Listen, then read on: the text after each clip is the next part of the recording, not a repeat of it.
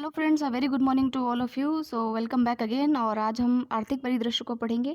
Last video के अंदर हमने स्पेस एंड डिफेंस टेक्नोलॉजी को पढ़ लिया था और ये नवंबर की क्रोनोलॉजी है, आप सभी जानते हैं। आपने लास्ट वाले ही वीडियोस जो है वो देख लिए होंगे। आई होप सभी लोगों ने जो है बहुत मनोयोग के साथ में पढ़ाई की होगी। हमने मासिक घटनाओं का सार संग्रह पढ़ लिया, अंतर्राष्ट्रीय परिदृश्य पढ़ लिया, प्रादेशिक परिदृश्य भी पढ़ लिया, राष्ट्रीय परिदृश्य पढ़ लिया और आज हम पढ़ने वाले हैं आर्थिक परिदृश्य यानी कि इकोनॉमिक न्यूज़। तो जो लास्ट वीडियो था वो भी 16 मिनट का था, ज़्यादा कोई बड़ा नहीं था और ये वाला भी लगभग इतने ही मिनट्स का बनेगा क्योंकि आर्थिक परिदृश्य में भी 2 ही पेजेस हैं आपको पढ़ने के लिए। तो चलिए स्टार्ट करते हैं। लेकिन हाँ, एक चीज़ ध्यान रखिएगा कि कभी भी जो चीज़ दी हुई है या जिसके ऊपर वीडियो बन रहा है तो उसको एक बार जो है गो थ्रू ज़रूर कर लीजिए कि हो सकता है कि कोई क्वेश्चन वहाँ से पुट अप हो ही जाए। ज़रूरी नहीं है कि हर चीज़ प्रादेशिक परिदृश्य में ही आए, आप वहीं तक फोकस रखते हैं। तो डिटेल्स पे ध्यान रखना है और सभी चीज़ों को कवर करते चलना है। तो चलिए आर्थिक परिदृश्य का फर्स्ट टॉपिक हम स्टार्ट करते हैं। फर्स्ट टॉपिक देखिए, फर्स्ट जो न्यूज़ आर्टिकल है वो है नीदरलैंड्स के ऊपर। जो नीदरलैंड है वो भारत के लिए तीसरा सबसे बड़ा जो है वो निर्यात स्थल बन गया है, एक्सपोर्ट हब जो है वो बन गया है।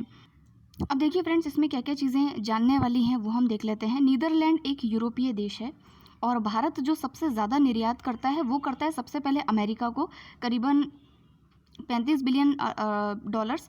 और सेकंड नंबर पे वो करता है यूएई को, यानी कि संयुक्त अरब अमीरात को। ये भी आपको यहीं देखने को मिलेगा। यहाँ देखिए, सबसे ज़्यादा करता है अमेरिका को और फिर संयुक्त अरब अमीरात को। और अगर यूरोपीय देशों की बात की जाए तो वो सबसे ज़्यादा जो है ब्रिटेन को जो है वो निर्यात करता है। उसके अलावा नीदरलैंड जो है वो अभी इस सूची के अंदर जो है थर्ड पोजीशन पर आया है। तो अगर जब हम निर्यात की बात करते हैं तो हम देखते हैं कि भारत जो है 10 ऐसे कौन से देश हैं जिनको कि टॉप उनकी लिस्ट में आते हैं जहाँ सबसे ज़्यादा भारत जो है वो एक्सपोर्ट करता है या निर्यात करता है। तो उस सूची में पहले बेल्जियम और जर्मनी जैसे देश भी शामिल थे, लेकिन अब जो है इस सूची के अंदर जो तीसरा सबसे बड़ा बन करके आया है वो है नीदरलैंड। और 8वें स्थान पर अभी जो है ब्राज़ील ने भी जो है वो स्थान ग्रहण किया है।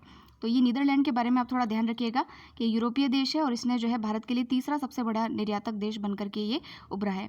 इस संदर्भ में चाइना और बांग्लादेश को भी जो है इसने पीछे छोड़ दिया है। ऑब्वियस सी बात है, मैंने बताया सबसे पहले यूएसए, फिर यूएई और तीसरा जो है आपका नीदरलैंड्स। तो ये बड़ी जो है अलग इसमें जो है कहानी देखने को मिलती है। फिर हम नेक्स्ट देखते हैं उड़ान योजना के बारे में। जो उड़ान योजना है उसको 5 वर्ष जो है वो पूरे हो गए हैं।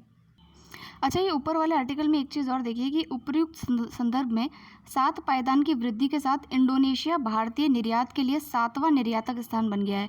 तो 7वां निर्यातक स्थान कौन सा है? इंडोनेशिया है। और 8वां कौन सा है? ब्राज़ील है।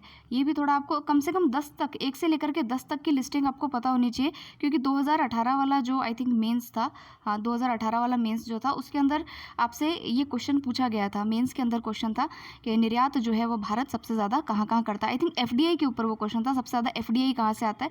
तो हो सकता है निर्यात के ऊपर भी वो क्वेश्चन पूछ ले, तो आप थोड़ा ध्यान रखना इसको। फिर देखिए, उड़ान योजना के 5 वर्ष पूर्ण हो गए हैं। तो 2016 21 अक्टूबर को ये योजना जो है वो लॉन्च की गई थी। उड़ान का मतलब है रीजनल कनेक्टिविटी स्कीम, उड़े देश का आम नागरिक। तो ये क्या है? उड़े देश का आम नागरिक, इसका फुल फॉर्म है। और इसके तहत क्या क्या किया जाएगा कि जो रीजनल कनेक्टिविटी है उसको जो है वो साधा जाएगा या बनाया जाएगा। इसका जो ये जो योजना है ये टियर 2 और जो टियर 3 शहरों में उन्नत विमानन संरचना और एयर कनेक्टिविटी के साथ उड़े देश के आम नागरिक की परिकल्पना के बाद आम नागरिकों की आकांक्षाओं को पूरा करने के उद्देश्य से स्टार्ट की गई थी।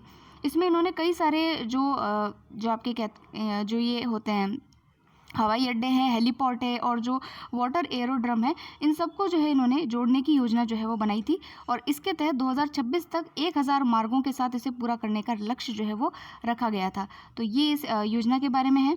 और इस योजना की पहली उड़ान जो है देखिए 2016 में तो स्टार्ट किया गया। 2017 के अंदर 27 अप्रैल को, मेरे बर्थडे के दिन तो है जो है इसको इस योजना को जो है वो लॉन्च किया गया, यानी कि पहली उड़ान जो है वो 27 अप्रैल 2017 को इसको जो है स्टार्ट की गई।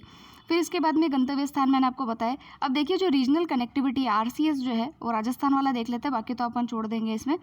जो राजस्थान में जो है 38 आरसीएस रीजनल कनेक्टिविटी जो सेंटर्स हैं या मार्ग हैं वो बनाए गए हैं, जिसमें कि बीकानेर, जैसलमेर और किशनगढ़ जो है वो इसके अंतर्गत आता है। और कुछ उपलब्धियां देख लेते हैं कि भाई 2014 में जब इसको स्टार्ट किया गया था तो हवाई अड्डों की संख्या थी 74 और इस योजना के कारण जो है ये अब हो गई है 141। यानी कि देखिए कि इस योजना से जो है वो कितना इसको बूस्टअप मिला है। ये जो सेक्टर है अपना विमानन का जो सेक्टर है इसको बूस्टअप मिला है। इसके अंतर्गत जो है 58 हवाई अड्डे, 8 हेलीपोर्ट और 2 वाटर एरोड्रम सहित 68 पर्याप्त सुविधाओं वाले गंतव्यों को जोड़ा गया है। और योजना के तहत शुरू किए गए 425 नए मार्गों के साथ उड़ान ने देश भर में 29 से अधिक राज्यों और केंद्र शासित प्रदेशों को हवाई संपर्क जो है वो प्रदान किया है। तो ये भी एक काफ़ी इंपॉर्टेंट बात इसमें हो जाती है। फिर हम नेक्स्ट चलते हैं। 75 डिजिटल बैंकिंग इकाइयाँ जो है वो राष्ट्र को समर्पित की गई है। तो इसके बारे में डिटेल में जानते हैं। तो देखिए फ्रेंड्स, जो DBU है यानी कि डिजिटल बैंकिंग यूनिट्स है, इसका सीधा सा उद्देश्य तो ऐसा है कि भाई जितने भी डिजिटल जो भी बैंकिंग सुविधाएं हैं उसको हम डिजिटली लोगों को प्रोवाइड करा सकें। गाँव और शहरों में, जो दूर दराज के शहरों में, छोटे शहरों में रहने वाले लोग हैं, उनको भी धन हस्तांतरित यानी कि जो डिपॉजिट्स में जो ट्रांसफ़र होता है वो, उसके अलावा जो ऋण वो लेते हैं, लोन्स जो लेते हैं, उसकी जो फैसिलिटी है वो भी डिजिटल रूप में प्रोवाइड की जा सके। भाई हर व्यक्ति के लिए बैंक में, मान लीजिए आपका जयपुर में खाता है, फिर आप जोधपुर से या कहीं और से अगर आप ट्रांजैक्शन वगैरह करना चाहें या कुछ भी अगर आपको प्रॉब्लम होती है, तो आपके लिए कहते हैं कि ब्रांच में जाकर के आप अपने जहां आपका खाता है वहां जाकर के आप रेफ़र कीजिए। तो इन सब चीज़ों से निपटने के लिए एक रास्ता है कि डिजिटल किया जाए चीज़ों को। तो यहाँ पर अगर आप देखेंगे तो ये जो आउटलेट जो बनाए जाएंगे उससे क्या होगा कि विभिन्न प्रकार की जो डिजिटल बैंकिंग सुविधाएं हैं वो प्रदान की जा सके। जैसे कि बचत खाता खोलना, सेविंग अकाउंट्स आप खोल सकते हैं, बैलेंस जो है चेक कर सकते हैं, पासबुक का प्रिंट ले सकते हैं, फंड ट्रांसफ़र कर सकते हैं, फिक्स्ड डिपॉजिट में निवेश कर सकते हैं, ऋण के लिए आवेदन कर सकते हैं, स्टाम्प पेमेंट निर्देश जारी किए गए चेक और क्रेडिट डेबिट कार्ड के लिए आवेदन करना, खाते का विवरण, करों का भुगतान और बिलों का भुगतान, नामांकन करना, ये सब जो सुविधाएं हैं ये आपको डिजिटली जो है इसके अंदर प्रोवाइड करवाई जा सकेगी। फिर देखिए कि इसके अंदर पार्टिसिपेट कौन कौन कर रहा है। इसके अंदर जो है 11 सार्वजनिक बैंक यानी कि पब्लिक सेक्टर के 11 बैंक इसमें शामिल होंगे और 12 निजी क्षेत्र के बैंक इसमें शामिल होंगे और एक लघु वित्त बैंक जो है वो इसमें पार्टिसिपेट करेगा। तो ये सब मिलकर के जो है इस डिजिटल बैंकिंग यूनिट्स को एस्टैब्लिश करेंगे। अब देखिए कि जो DBU की स्थापना का उद्देश्य है डिजिटल बैंकिंग का लाभ देश के कोने कोने तक पहुँचाना, जो सभी राज्यों और केंद्र शासित प्रदेशों को जो है वो कवर करेगा। तो ये था इस आर्टिकल के बारे में कि 75 डिजिटल बैंकिंग इकाइयाँ जो है वो इस्टेब्लिश की जाएंगी 16 अक्टूबर को और प्रधानमंत्री जी ने इसको वर्चुअल मोड से जो है वो लॉन्च कर दिया है। फिर देखते हैं नेक्स्ट है हमारा कि जो 5G सेवाएं हैं उनका शुभारंभ करने की बात की गई है। 5G जो सर्विसेज हैं, अब देखिए फ्रेंड्स, जो 5G सेवाएं हैं इसका उद्घाटन नई दिल्ली से कर दिया गया है और प्रधानमंत्री जी के द्वारा किया गया है। अब इसमें क्या होगा कि 5G बहुत ज़्यादा फास्ट होगा, मतलब इसमें ऐसा समझिए कि 10 सेकंड के अंदर जो है पूरी फिल्म जो है वो आप डाउनलोड कर सकते हैं।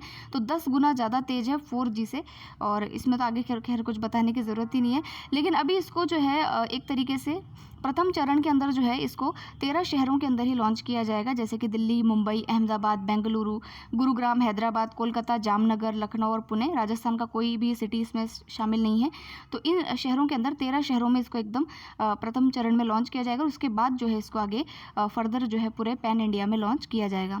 नेक्स्ट आर्टिकल देखिए, नेक्स्ट आर्टिकल है बागवानी फसलें जो है उसके लिए क्षेत्र व उत्पादन का तीसरा अग्रिम अनुमान जो है वो जारी किया गया है 2021-22 के लिए। सो फ्रेंड्स, इसमें देखिए कि जो केंद्र सरकार का कृषि एवं किसान कल्याण मंत्रालय है, उसका जो विभाग है उसके द्वारा ये बागवानी फसलों के अनुमान जारी किए गए हैं।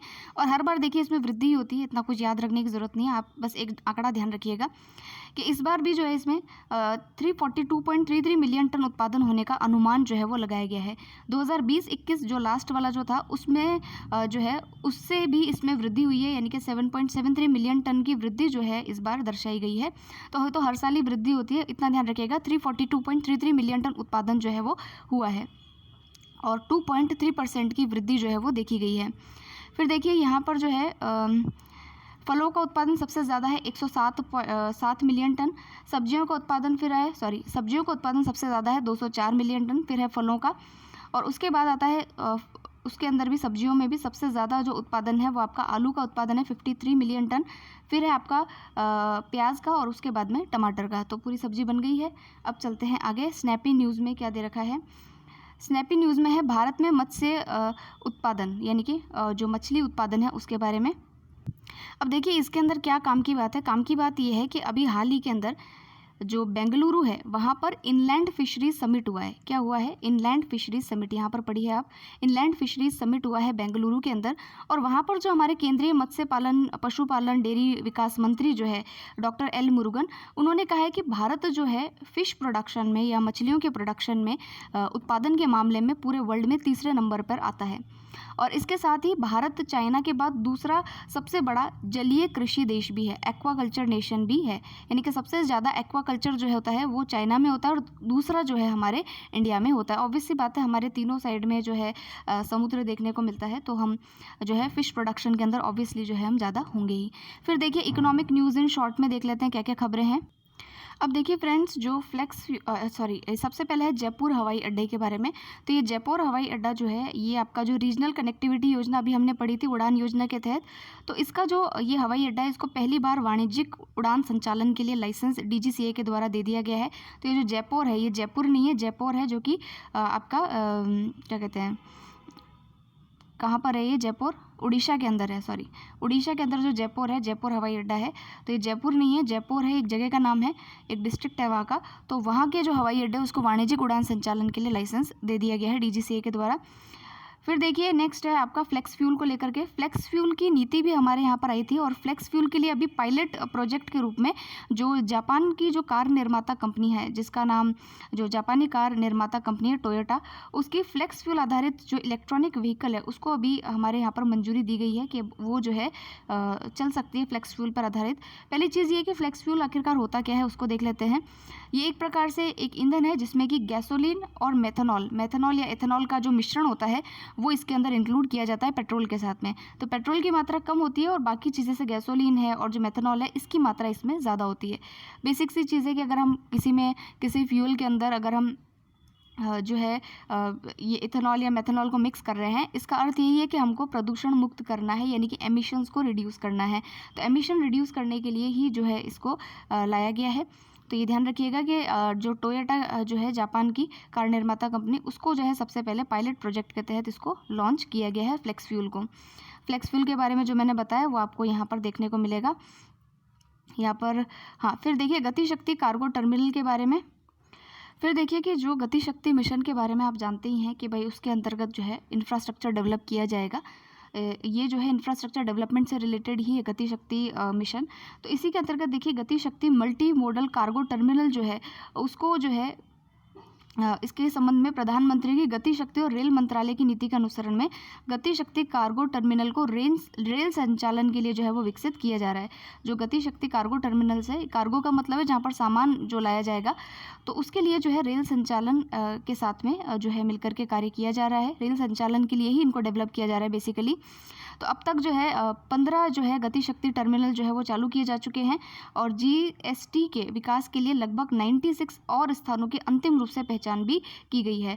तो अगले 3 वित्तीय वर्षों के अंदर 100 गति शक्ति कार्गो टर्मिनल को चालू रखने का लक्ष्य जो है वो रखा गया है। अब इस पर कोई क्वेश्चन तो नहीं आएगा, लेकिन एक जनरल इन्फॉर्मेशन है कि जो गति शक्ति मिशन है वो किस प्रकार से जो है वो कार्य कर रहा है, क्या फैक्टर्स जो है सेक्टर्स के अंदर जो है उसका कार्य किया जा रहा है। फिर देखिए फ़ोनपे ने लॉन्च किया ग्रीन डेटा सेंटर। तो बेसिकली फ्रेंड्स, जो ग्रीन डेटा सेंटर है फ़ोनपे का, ये स्थापित किया गया है महापे नाम की एक जगह है नवी मुंबई में। वहाँ पे इन्होंने अपना एक सेंटर स्थापित किया है। इससे क्या होगा कि जो भी डेटा वगैरह है उसको एक ही जगह पर रखने के लिए, सुरक्षित रखने के लिए, क्लाउड बनाने के लिए, तो ये जो है यहाँ पर जो है यह सुविधा कुशल डेटा सुरक्षा, बिजली दक्षता, संचालन में आसानी, क्लाउड समाधानों के साथ फ़ोनपे के लिए डेटा प्रबंधन में नए अवसर खोलती है। तो बेसिकली जो डेटा मैनेजमेंट के लिए इन्होंने अपना ये सेंटर जो है वो मुंबई के अंदर खोला है। तो भारत में पहली बार है कि किसी जो फिनटेक कंपनी है उसने अपना ग्रीन डेटा सेंटर जो है वो लॉन्च किया है। तो ये ध्यान रखिएगा कि आपसे पूछ लिया जाए कि पहली बार या भारत में ग्रीन डेटा सेंटर लॉन्च करने वाली कंपनी, फिनटेक कंपनी का नाम बताइए, तो फिनटेक प्लेटफॉर्म का नाम बताइए, तो आप बताएंगे फ़ोनपे। फिर देखिए नेक्स्ट है एशिया का सबसे बड़ा बायोगैस प्लांट जो है उसको पंजाब के अंदर स्टार्ट किया गया है। अब देखिए कि जो एशिया का सबसे बड़ा बायोगैस प्लांट है वो पंजाब में स्टार्ट किया जाएगा। पंजाब का सरंगूर नाम का जो ज़िला है वहाँ पर जो भूटाल कला है गांव है वहाँ पर इसको स्थापित किया जाएगा। और इसको बनाने में जो प्रमुख योगदान है वो एक कंपनी है जर्मनी की जिसका नाम है वर्बियो एजी, उसके द्वारा जो है इस कंप्रेस्ड बायोगैस प्लांट को बनाया जाएगा। इसमें ये लोग क्या करेंगे कि जो पराली होती है, जो लेफ़्ट ओवर्स जिसको हम बोलते हैं, स्टबल जिसको हम बोलते हैं आफ्टर फार्मिंग के बाद में जो बचता है, इसकी समस्या भी आपको पता है कि भाई स्टबल बर्निंग के कारण जो है दिल्ली के अंदर पोल्यूशन बढ़ता है, ऐसे एक रिपोर्ट है। तो उसका एक तरीके से इलाज भी है ये कि भाई अब जो है बायोगैस जो प्लांट होगा उसके अंदर जो है इसको यूज़ किया जाएगा। तो लगभग डेली जो है 300 टन पराली जो है वो इसके अंदर जो है उसकी खपत हो जाएगी और इससे बायोगैस बन जाएगी। तो ये एशिया का सबसे बड़ा प्लांट है, ध्यान रखिएगा। पंजाब के सरंगूर नामक जो जगह है, सरंगरूर नाम की जो जगह है वहाँ पर इसको बनाया जाएगा।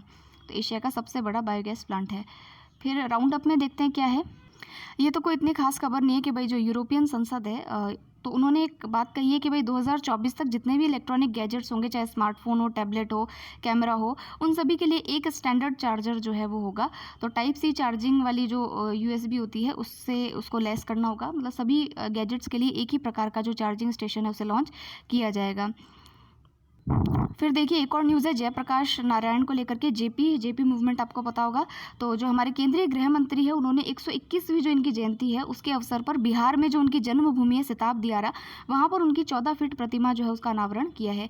एक और फैक्ट है कि भाई जो जयप्रकाश नारायण है उनको भारत रत्न से सम्मानित किया गया है। 1999 के अंदर जो है इनको इस अवार्ड से सम्मानित किया गया था।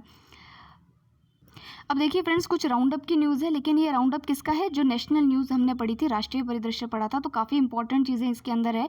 तो मैंने आपको बताया था कि 23 पेज नंबर जब आएगा तो मैं साथ में ही पढ़ा दूंगी।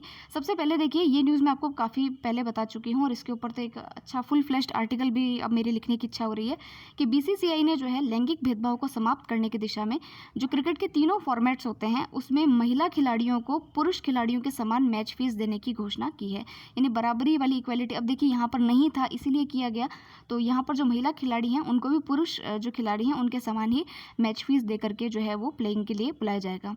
फिर देखिए केंद्रीय जो गृह मंत्री या सहकारिता मंत्री हैं अमित शाह जी, उन्होंने भोपाल के अंदर, मतलब हमारे पूरे भारत में पहली बार ऐसा हो रहा है कि MBBS जो है, MBBS जानते हैं आप, जो डॉक्टर की जो आप डिग्री लेते हैं, MBBS जो है वो मध्य प्रदेश के भोपाल में पहली बार हिंदी के अंदर जो है इसका पाठ्यक्रम स्टार्ट किया गया है। तो काफ़ी ये भी इंपॉर्टेंट बात हो जाती है कि कहाँ से हिंदी में MBBS का पाठ्यक्रम स्टार्ट किया गया है, तो भोपाल मध्य प्रदेश से इसको स्टार्ट किया गया है। फिर देखिए कि एक रिपोर्ट आई है ऑफिशियल एयरलाइन गाइड। इसकी जो रिपोर्ट है इसके हिसाब से कि दिल्ली का जो इंदिरा गांधी इंटरनेशनल एयरपोर्ट है ये विश्व का 10वां सबसे ज़्यादा व्यस्त यानी बिजिएस्ट एयरपोर्ट के अंदर शामिल हो गया। इससे पहले इसकी पोजीशन 14th थी। तो आपको पता ही है दिल्ली तो हमारे लिए मेन सेंटर है, तो वो ऑब्वियस सी बात है कि बहुत ज़्यादा जो है बिजिएस्ट होगा ही। तो 10वां सबसे ज़्यादा बिजिएस्ट एयरपोर्ट ये बन गया है। उसके अलावा भी भारत सरकार ने एक बहुत ही जो खतरनाक तरीके से आप कह सकते हैं एक शाकनाशी है, आई थिंक फंगीसाइड होगा या सॉरी वीडीसाइड है, जिसका नाम है हर्बिसाइड है, वीडीसाइड भी नहीं है, इसका नाम है हर्बिसाइड ग्लाइकोफॉसेट। तो इसको जो है प्रतिबंधित कर दिया है और ये जो है जो चौड़ी पत्ती के जो पौधे होते थे, घास होते थे, उनको मारने के लिए इसका यूज़ किया जाता था। तो ये काफ़ी फसल को नुकसान करता था, तो इसीलिए इसको भी यहाँ पर जो है वो बैन कर दिया गया है। फिर देखिए कि जो केंद्रीय युवा कार्यक्रम और खेल मंत्री हैं अनुराग सिंह ठाकुर, उन्होंने दिल्ली के चांदनी चौक से स्वच्छ भारत 2022 के अंतर्गत पूरे भारत में मेगा स्वच्छता अभियान जो है उसको स्टार्ट किया है 19 अक्टूबर से।